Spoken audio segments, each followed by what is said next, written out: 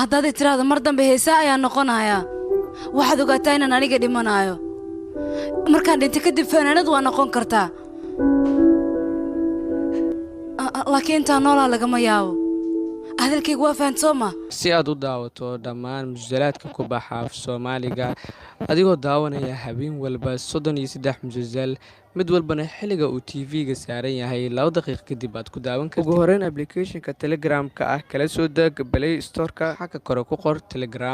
Telegram markaad soo dejisato kadib app-ka waa soo dejisanaysaa nambarkaaga caadiga ah ku samaysanaysaa sida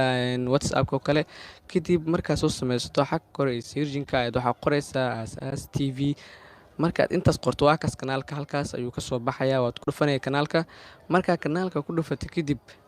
waxaa markaas kasii dooranaya qaybta hoose ee jointa marka halkaas taabato waad ku soo biirsalaadka ama aad arki weyso waxaad markaas sii taabanaysaa meelaha nambarada ku qoran yihiin ama nambarka shaashada saaran oo Telegram ah oo nambar ahaan waa seefanaysaa sida WhatsApp-ka camal markaa qof ku dirsanayso kale marka sidaas oo kale kadib halkaas la xiriir halkaas ayaa lagaaga caawin doonaa adigoo heli doono musalsalaad